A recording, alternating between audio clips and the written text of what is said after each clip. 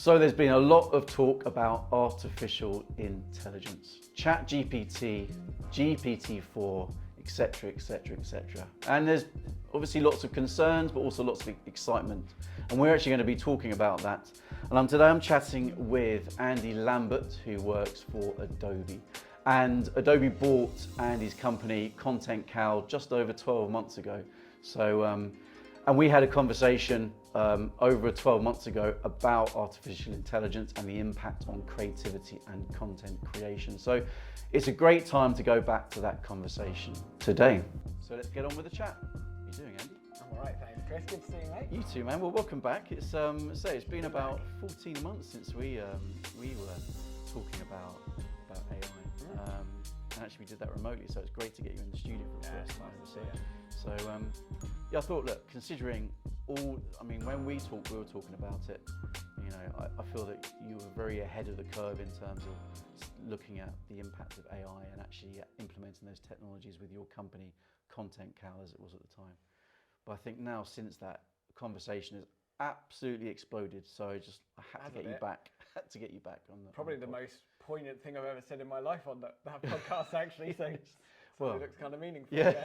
Well, it is it's significant, isn't it? I think what I want to do is to talk, address some of the fears that people have, but also, naturally, my mind always goes to the positive side of things and how we can leverage it. But I really want people to get a feel for realistically, how they can make the most of AI to make quality content, not just poor content. Yep, so, my favourite topic. Yeah, nice. My favourite topic. Yeah, good stuff. So, yeah, just a quick intro to anyone who, God forbid, has not, heard your stuff on LinkedIn or hasn't listened to our podcast. So, yeah, tell us a bit about yourself. Yeah, well, I'm Andy. We've already said that.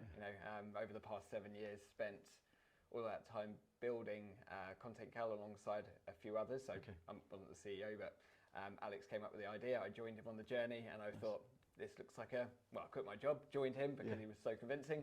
And yeah, the rest is history. So it was a crazy journey building the business, growing to be used by tens of thousands of businesses in 140 countries. Brilliant. And later in the journey, the thing that we've always known, because we built a really nice content management product, like people can organize, plan their content, work with a team. Okay.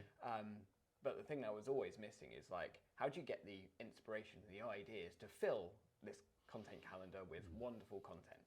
So whilst, I personally invested a lot of time in doing all the kind of educational, strategic guidance stuff, which you might have seen on social anyway. Absolutely, yeah.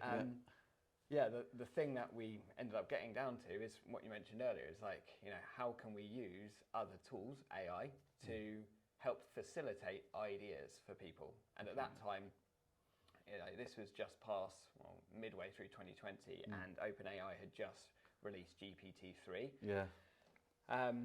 And yeah, then we started building models that would help people come up with content ideas, which probably seems kind of like that's pretty obvious now. Yeah, not at the time though. Yeah, a couple of years later, it's very, very different. So now we got bought by Adobe in December 21, and now I work for Adobe. Brilliant, congrats. So look, you're set up in 2017, so that's 5 years of a lot of hard graft, I imagine. So yeah, congrats for doing that. That's amazing that you're being part of the Adobe family now. So thanks, man. So, and there's some interesting stuff that Adobe's doing, which of course you'll be well in on. So it'd be good to chat a bit about that as well. Yeah, it's definitely exciting. So, okay, so there definitely is a mixture of fear and concern, and if I think about conversations on YouTube and on LinkedIn about AI, it feels like it's more, I think there's more fearful content, concerns about the future of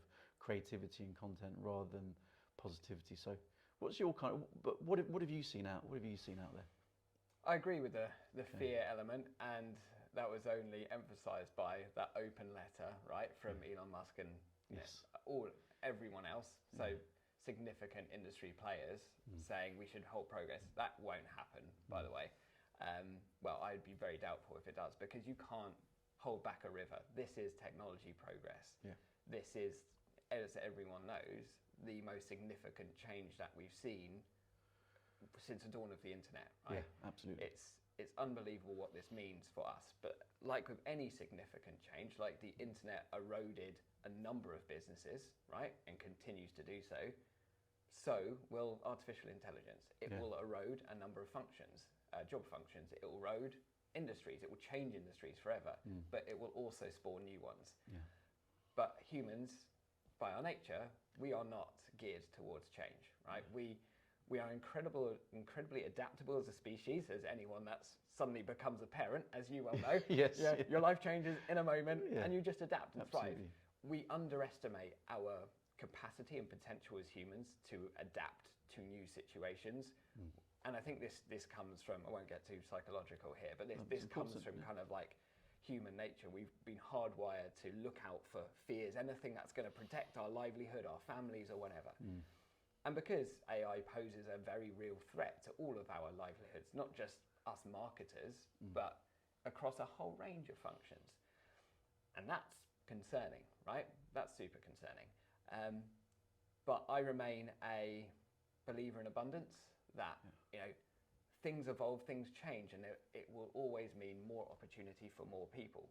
But it does mean there will be, like with any technological change, the gap between the people that understand it and the people that don't gets ever bigger because technology gets more complex. And I think that's that gap, even though we all think, oh, we speak about AI all the time, everyone knows about it, the vast majority of the working population really don't understand. Like, oh, what's this AI thing? It's like, we get it because we're in the midst of the change as marketers, but yeah, there's going to be a big knowledge gap appearing. I think there's I think we've got a good understanding of it, but even then you dig deeper than that, and there's a whole load of stuff that is there, isn't there? Which only comes out over time, doesn't it? And then becomes mainstream.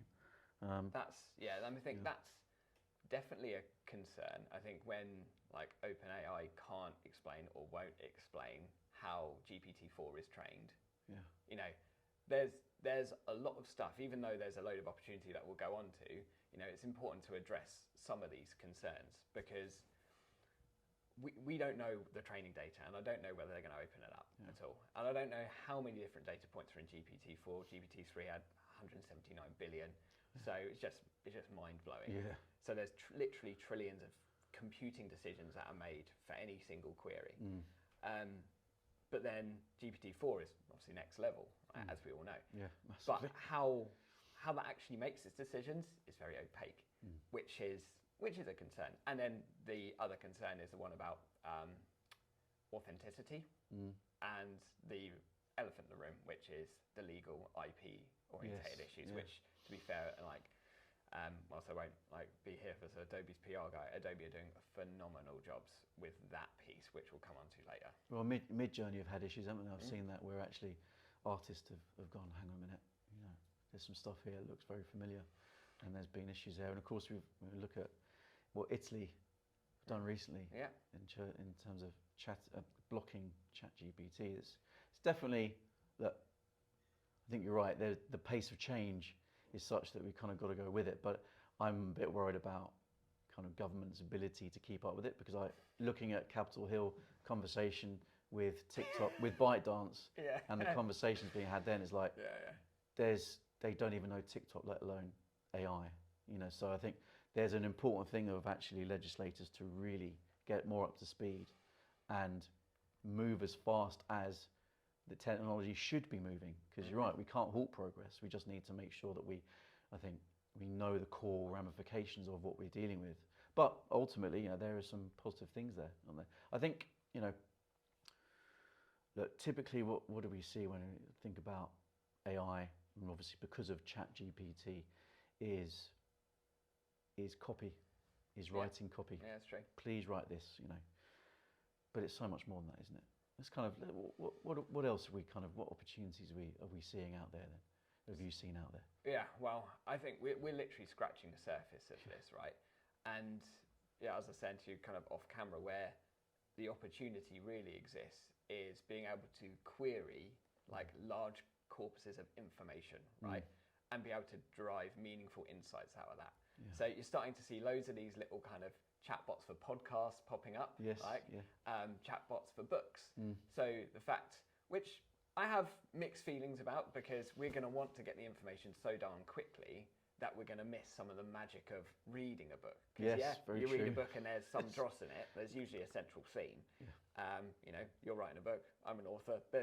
We'll obviously try and hit a word count. Yeah, So, yeah, but there'll exactly. be some central like underlying rules that themes you can take from it. Yeah. But I digress. Those kind of chatbots are really going to be very interesting, because they're going to help us query stuff really quickly. Because we do so much in our lives that is repetitive and mundane that you don't need a human's intelligence to do. Yeah. So many jobs have repetitive, mundane tasks. Seeing a brilliant example of some venture capitalists like automating a huge part of their job. So, for example, when they're evaluating which company to invest in, they've built a little chatbot, just puts in the company's website. It pulls the key information from the website, pulls the reviews, pulls their product hunt, launch day comments and such, so you can get a sentiment of users. So, you know, what would take you 3 hours to analyze the performance of a business, you're just like, tell me if this business is any good. Brilliant. Like, but that then requires like a very different mindset, because it requires an engineering-led mindset, because you're like, here's a problem I face. How can I find the quickest way to solve a problem?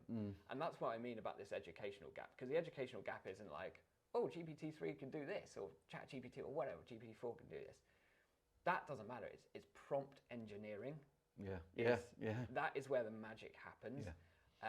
Because if you put rubbish in to queries, you're going to get rubbish out. 100%. And that's one of the things that I've seen people say is that, oh well, I asked it to do something and it just came up with something which is mediocre. You know? Exactly. Well, actually, I have seen. I think it was shout out to James Ellis, who used ChatGPT to come up with some job descriptions, job ads, and said they're all right, weren't great, but you know what? Probably as good as lots of job ads out there at the moment. So that's an interesting point. But yeah, the prompting thing is that's really interesting. Yeah, I think that is going to be the kind of next level, because you think about the, you know, imagine if you queried this, and I've queried like ChatGPT a lot around like social stuff, because obviously that's the bit I care about. Like you say, you know, write me a social strategy for X business, and it churns out something that you'd be like, that's not bad, you know, that makes sense. It's very logical, and it churns you out a social strategy, and you go, okay, write me 10 post ideas for this social strategy. And the more you prompt, the better the results get, as we know. So, you know, you're kind of going through a process.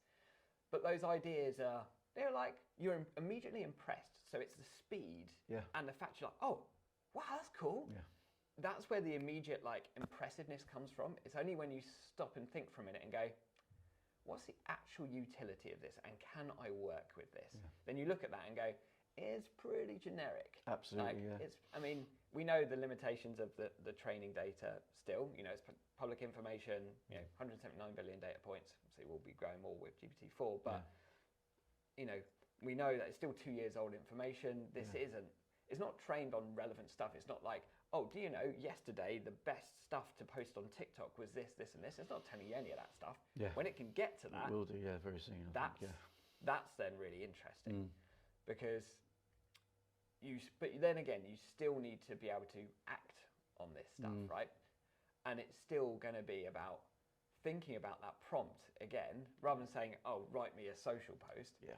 It's about how do we structure how we query these things, you know, whatever program we're going to use, because there's a bucket load of AI tools that we can now use, right? But like, how do we structure what we're querying them to get the best possible result? And that, and that's where no one is quite yet.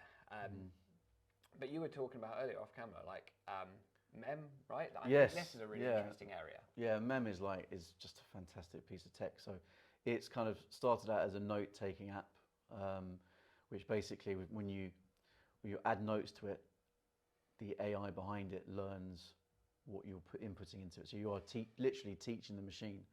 And then when you are writing notes about a certain topic, like let's say AI, any other notes you've got will then come up on the right-hand side. And that's powerful. Connecting ideas, connecting thinking, because we all know that if we're writing notes in a notepad or putting something in a folder system, you know, to come across that serendipitously is tough. But this does that, you know, and I think that's another example of how I think AI can, it's not the obvious way, mainstream obvious way that AI can help, but definitely that goes back to your thing about just making it easier to come up with ideas. And actually AI is a way of not replacing something, it's just aiding you. And you make an interesting point about if you ask it to write a strategy, of course it's going to come up with something generic, you know, and you can tell, you know. I think extrapolate that to like to the creation of content, whether it's visual, video, or written content, you're going to come up with something which is fairly bland, and there is a danger here. It's going to happen.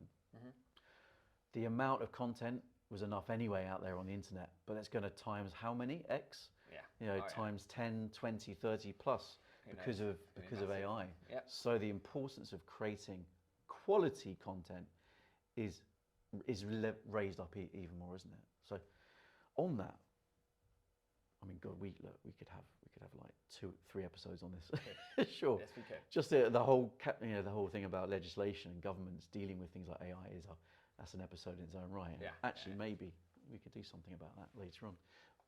Bit of a comedy episode. Yeah, I think with so. Like,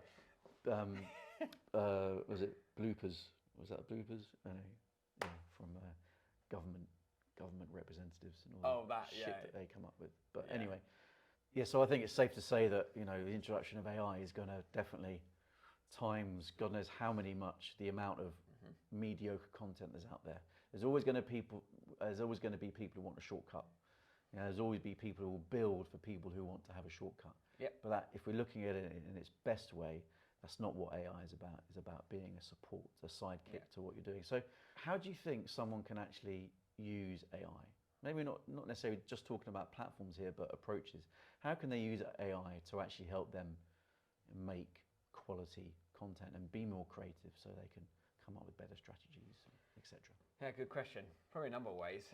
I say that the first one is kind of similar to what you're talking about with MEM, and similar to kind of the points I was making earlier, is that if you can curate your thoughts and ideas in an unstructured way, so you're running around town and you're like, you know, whether you're doing kind of personal branding, like your observations or bits you've read from articles or blogs, like for example, this is basically how I wrote my book, because since starting a business, I just had a Google Doc of like observations, things I found online that were interesting. Yeah, nice. It just became, and I think that's where people are going to differentiate when it comes to standing out, because if you curate well, you will do very well on social, right? And you will continue to stand out because, 100%. you know, and I think, and I saw this quote somewhere else, and it took me a while to think about it. Now I've kind of, this resonates with me, because we talk a lot about the creator economy. Yeah. Creator economy is tough, right? It's going to be tough because, to your points about the explosion of content, it's like curator economy. I think it's an interesting one. Yeah, nice. Right? Okay, yeah. Lovely. And I didn't come up with the term, but like, I was like, that is really interesting, because the content is out there. It's about how do we package it up for the audience that we seek to serve. So again, there'll always be the hackers that will try and just spam and get messages out, where you're just like, people will try and engineer attention, and they will always exist. There are people on LinkedIn posting every day, like your 30-page carousels is, here's how to use ChatGPT prompts. Like, get it? Like, fine. You know, ride the wave while it's there. And it's fine. Yeah. But then there's the people that truly understand the uniqueness of the audience that they're trying to serve. And they have a very good taste filter for what that audience want to hear and want to see.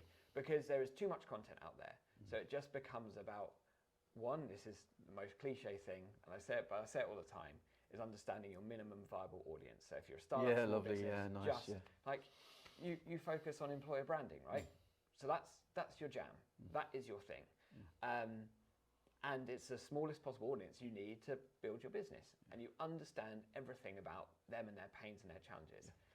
And then because you've got that, your project front and center, your North Star, it means that immediately your kind of like sense and receptors are like, oh, that's interesting because that relates to, that person I spoke about. Yes, employee. absolutely. It's selective perception. So when you've got like a really clear focus in mind, suddenly you connect the things that you see to that particular focus. And that's why it's always like, just picture and live in the pains of the audience of the people that you're trying to solve for. Yeah. Curate well, because once you've got a strong like database of information, that's when AI is super useful. Yeah. Because imagine a situation like this, and whilst I haven't found a tool that does this yet, and maybe there's a space to go out and build one, I don't know. Keeps me thinking. But like, imagine if you've got a tool like Mem that captures your inspiration and ideas on the go, unstructured thoughts, whatever, just basically there, and helps you organize it, yada yada. Then you've got that other part of that platform that absorbs all of the things that have worked well for you in the past. You could upload all of your LinkedIn content performance or whatever channel, and it'll tell you the type of content that worked well, including the wording, hashtags, times, etc. Super simple. And then combine that with the stuff that's working well on LinkedIn right now, publicly available. So it's not really there as training data yet, but I don't see why it couldn't be. Yeah, totally. Imagine that. So the triangulation between, all right, Chris, so your audience, what you've told me from your unstructured thoughts is that, employer branding in this particular area is really interesting. In fact, it works best when you post this stuff on these two platforms at this time with these hashtags, and also tie it into this trend because this seems to be big at the moment. And you're like, good Lord, right? And you still need a human to connect that together. Yeah, 100%. Because there are a lot of disparate dots to pull that together, and what an AI can't understand right now, because it doesn't quite yet live in a human's mind. No. But we'll come back to that. So I'm going to segue into that in a second. But like that requires a human intellect to bring that together. Yeah. Right. So that's why I think the bar is still quite high it's going to get higher for good content, right? And it's going to require someone like you with some expertise. But even any business, the smallest business that doesn't think about social media or content as much as you and I do, it always just comes back to those core principles of like, don't just fill our feeds with crap. We need to truly understand how this will resonate with our audience, because GPT will impress you initially because it's like, hey, this is cool. I managed to fill a gap. Yeah. But what it lacks is that nuance of truly understanding who that audience is and the pains. But that being said, the way that you can start to engineer that is all through having very clear, crystal clear prompts, of which, I see most people prompting for like 1 or 2 lines or whatever, but really we need to start thinking about, and this doesn't quite exist yet, like prompt templates where we can create ourselves, like, create me content for these channels across these platforms, include these hashtags promoting these things to this particular type of audience who have these needs, do it in this tone of voice.